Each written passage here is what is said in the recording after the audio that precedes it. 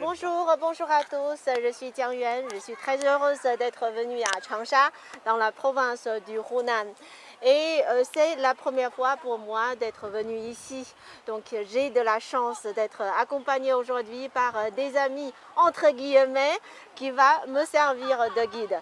Tout d'abord, je vous présente une amie qui est venue de la République démocratique du Congo, qui s'appelle Yumbamsoya Gracia. Bonjour et bienvenue dans notre émission, bienvenue dans notre live. Merci beaucoup. Est-ce que tu peux te présenter un peu à nos spectateurs, par exemple, combien d'années êtes-vous venu en Chine et à Changsha? Voilà, comme je venais de le dire, je suis Yumbamsoya Gracia. Je viens de la République démocratique du Congo. En fait, ici, je suis une étudiante. J'étudie à l'université Changsha University of Science and Technology. Voilà, ici, j'ai une année. Voilà, je viens de totaliser une année ici. D'accord, donc c'est-à-dire que tu vis déjà ici depuis un an. Donc je pense que tu connais très bien cette ville, n'est-ce pas? Bien sûr. Donc pour cette partie, on va parler un peu de la gastronomie locale de cette région-là. Donc si toi, tu as une amie ou bien tu as des amis qui viennent en Chine, à Changsha, pour la première fois, est-ce que tu as des plats à recommander? Voilà, avant de parler des plats, j'aimerais parler de quelque chose. C'est que Changsha est le meilleur endroit de connaître la cuisine de Hunan. Voilà, la cuisine de Hunan, c'est une cuisine connue, voilà, très connue en fait en Chine. Et puis, Changsha bénéficie d'une plus grande variété d'épices, ce qui lui permet de varier en fait, sa nourriture d'une saison à une autre. Voilà. En ce qui concerne les plats que je vais recommander, c'est les porcs braisés à la sauce que notre président Mao qui aime beaucoup. Voilà. Qui s'appelle en chinois Hong Shao Rou. Voilà. C'est vrai que c'est un plat préféré du président Mao, de notre ancien leader. Voilà, voilà. Un autre plat que je peux recommander, il y a le tofu. Tofu. Voilà. Mais c'est pas un tofu normal, n'est-ce Non, pas? c'est pas normal. C'est quoi? Il y a le tofu puant. Les tofu Ah, puants. voilà. C'est-à-dire l'odeur. C'est terrible. Voilà. Mais tu peux supporter l'odeur de tofu puant? Bien sûr, moi je peux les supporter parce que j'aime beaucoup ça. Il y a des amis qui disent ils n'aiment pas, mais moi j'aime beaucoup et je supporte l'odeur. Et autre chose que je peux recommander, il y a les crevettes frites épicées. Ah, je vous dis, c'est bon. Vous savez, ma première fois que j'ai goûté ça, j'étais wow! Parce que moi, j'étais habituée à manger les crevettes, vous grillez et tout, c'est fini. Mais quand je suis venue ici, c'est frit et puis épicé, la façon dont on arrange ça, et c'est bon. Et puis je me dis wow! Et du coup, je suis devenue fan de ça. Voilà. Oui, et comme ce que tu as présenté, la cuisine du Hunan, c'est l'un des 8 styles de la cuisine chinoise les plus célèbres de Chine. Bien sûr. Donc, et la spécialité de la cuisine du Hunan, c'est du piment, n'est-ce pas? Bien sûr. Tous les plats sont pimentés. Donc, je ne sais pas, comme un étranger, comment tu te débrouilles pour les plats pimentés de Hunan? Voilà, bien sûr. J'aimerais d'abord vous dire encore un autre truc, c'est que c'est à Changsha qu'on trouve les restaurants les plus grands du monde. Ah! Voilà, c'est le restaurant le plus grand du monde. Voilà, qui reçoit au moins 5000 personnes, ou invités si je peux le dire. Mais quel est le nom de ce restaurant? Le nom de ce restaurant, c'est le lac de l'Ouest. C'est Xihulou. Oui, voilà, le lac de l'Ouest. Et comment je me débrouille avec les piments en fait. Oui. C'est pas facile. C'est pas facile parce que dans mon pays, on n'utilise pas trop les piments, si je peux le dire. Nous, on prépare, on met les piments à côté. Et puis, on prend juste un peu. C'est-à-dire, on mange les plats et le piment séparément, c'est ça? Voilà. Mais tandis qu'ici, à Hunan, à Changsha, bien sûr, on mélange la nourriture avec les piments. Oui. Mais ne vous inquiétez pas, parce que à chaque fois que je pars au restaurant, je demande à ce que qu'on ne mette pas les piments. La phrase que j'avais retenue en chinois, c'était bouillon au lait. C'est bouillon là. C'est pour dire. Non, non, non, pas de piment. Pas de piment. Mais Voilà. les plats restent encore bons sans piment. Mais bien sûr, c'est très bon aussi. J'apprécie beaucoup. Mais il arrive des fois où je demande qu'on ajoute un peu parce qu'à Hunan sans piment, donc vous sentez que ça ne va pas.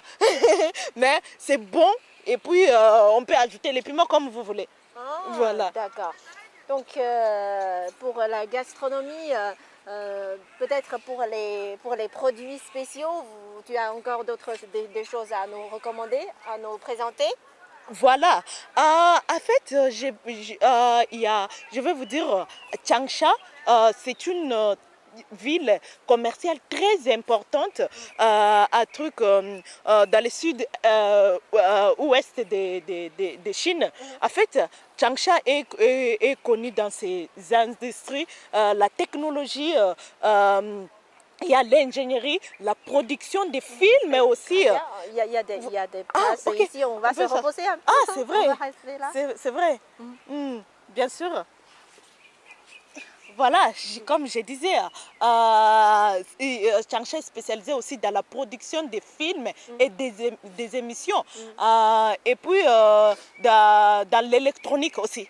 Voilà, dans l'électronique, il y a beaucoup des entreprises qui sont ici, des entreprises comme les entreprises japonaises qui évoluent sur le marché du Changsha, si je peux le dire. Il y a comme les Mitsubishi, Motor, il y a. Donc, c'est vraiment comme ça. Et puis, si je vais, il y a aussi les produits locaux. Il y a comme les soja noirs. Voilà. Soja noir. Oui.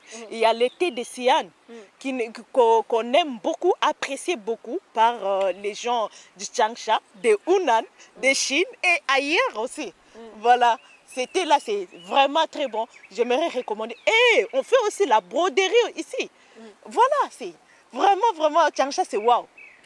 Voilà. Oui, comme ce que tu as présenté, je vois que Hunan ou bien la ville de Changsha, c'est une ville très active. Voilà, qui a bien sûr. une très longue histoire.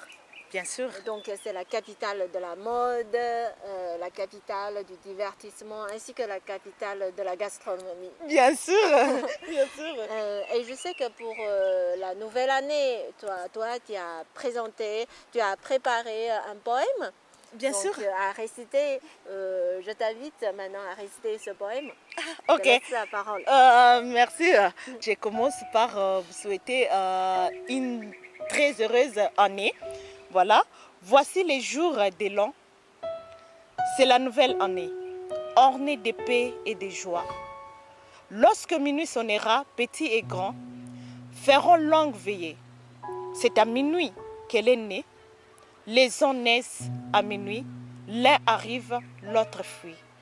De la même façon que les stress, problèmes arrivent et disparaissent, nous vous souhaitons une année d'espoir, de détermination et de rétrospection des années antérieures, afin que cette année vous soit arrosée de rire et d'amour.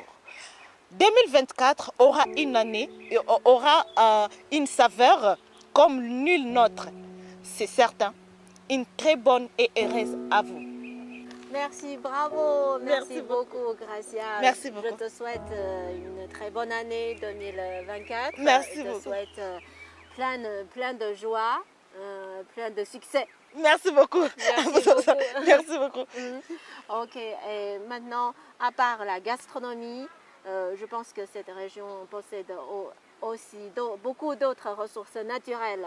Et maintenant, on va inviter une amie qui est une vraie locale pour nous parler des ressources naturelles de la région et de la province du Hunan. Voilà, elle est là. On va la rejoindre. D'accord. Bonjour. Micro. Bonjour. Bonjour. 你在这边，你在这边，你在这边，在我这边啊，对，他给你带上去。Bonjour, tu t'appelles Je m'appelle Chloé. Chloé. Oui, oui. Et maintenant, tu te présentes d'abord à nos spectateurs. Oui. Bonjour à tous, je m'appelle Jiang Yuxian, mais vous pouvez m'appeler Chloé, c'est mon nom français. Et moi, je suis étudiante dans le département de français en 3e année. Et voilà, c'est tout. Et tout à l'heure, avec Gracia, on a parlé de la gastronomie de la région, de la province du Hunan. Oui, Donc, je sais que toi, tu es né dans la province du Hunan, n'est-ce pas? oui. Est-ce que tu peux nous présenter un peu les ressources naturelles et les sites touristiques de cette région? Bien sûr, par exemple, le Mont Yelou, le musée provincial du Hunan. Et si vous aimez les paysages naturels, mon premier conseil que je vous donne, c'est le lac Songya. Songya, Oui, Songyahu, le lac Songya. le lac Songya. Ok. Là-bas, vous pouvez faire le tour du lac en vélo, regarder le coucher de soleil sur la plage. Et vous pouvez aussi se promener. Ok, 继续。 Et vous pouvez aussi se promener avec des amis. Et pour moi, j'aime le plus se promener le long de la rivière Xiang avec mes amis. Oui. Nous écoutons des chansons et parlons n'importe quoi. Oui, je vois que c'est une ville très joyeuse. Hein. Voilà, bien sûr. Oui. Ce qu'elle a parlé tout à l'heure, est-ce que tu as été là-bas, sur le lac Songya? Ah, voilà, je n'ai jamais été là-bas, mais je suis en train de planifier pour m'y rendre et visiter. Parce qu'on parle trop, mes amis parlent trop de ça. Mais j'ai déjà été à truc, Yuelu Mountain. C'est vraiment, vraiment beau, cette montagne-là. Oui. Voilà. Oui. Et l'académie Yuelu, c'est aussi très célèbre et très fameuse. C'est l'une des 4 académies les plus importantes dans l'histoire de la Chine, n'est-ce pas? Bien sûr. Et cette académie a déjà formé de nombreuses personnalités très importantes dans l'histoire de la Chine, telles que Zhuo Zongtang ou Zheng Guofan, ainsi qu'il y a le premier diplomate, le premier envoyé de la dynastie du Qing qui s'appelle, j'ai oublié son nom, mais c'est pas important. Voilà. Mais je pense que c'est une académie qui a un statut très important dans l'histoire de la Chine. C'est pour ça que la province du Hunan possède des ressources, de riches ressources éducatives dans la Chine. Bien sûr. Donc, pourriez-vous vous présenter un peu votre institut, vos études ou bien votre spécialité? Ah, voilà. Voilà. En fait, en Chine, on appelle notre université Changsha Ligonda Shui. C'est-à-dire, c'est une université qui est spécialisée en l'ingénierie. Chez nous, il n'y a que des ingénieurs, en fait. Voilà, parlant des ingénieurs, moi, je fais les computer science, si je peux le dire, l'informatique, si je peux le dire en français. Bien sûr, je fais le génie logiciel. C'est ce que je suis en train de faire. Bien sûr, je suis en master pour le moment. Je fais le master il y a première année. Voilà. Et moi, je suis vraiment curieuse de savoir pourquoi avoir choisi Changsha comme un lieu pour faire vos études. En fait, C'est pas pourquoi pas Beijing ou Shanghai, les plus grandes villes. voilà. Premièrement, ce qui m'avait tiqué, c'était quand je faisais les recherches, c'était l'histoire de Hunan. En fait, c'est à Hunan où on a beaucoup beaucoup de présidents, les grands hommes qui ont influencé la Chine, qui sont nés ici et grandis ici, si je peux le dire. Et du coup, quand j'avais trouvé ça, je me suis dit, non, je dois aller là-bas. Comme ça, je dois passer tous les jours et puis connaître la culture. Voilà. Merci beaucoup, mes Merci. amis, Merci beaucoup. d'avoir présenté, d'avoir partagé avec nous vos expériences et vos connaissances sur la province du Hunan. Donc, notre live et notre émission va toucher bientôt à sa fin. Et maintenant, on va rejoindre nos amis Soumia et Léna pour réciter un poème très intéressant et pour vous souhaiter une bonne année 2024. Ok. Voici la nouvelle année souriante, enrubannée, qui pour notre destinée, par le ciel, nous est donnée. C'est à minuit qu'elle est née, les ans naissent à minuit. L'un arrive, l'autre fuit. Nouvel an, joie et bonheur. Pourquoi ne suis sans l'heure de cloche carillonneur, pour mieux dire à tout le monde, à ceux qui voguent sur l'onde. Ou guéris dans leur maison, d'où les vœux que nous faisons. Pour eux, pour toute la terre, pour mes amis, les enfants, pour les chasseurs des panthères et les dompteurs d'éléphants. On vous souhaitera tous une bonne Bonne année 2024. Au revoir.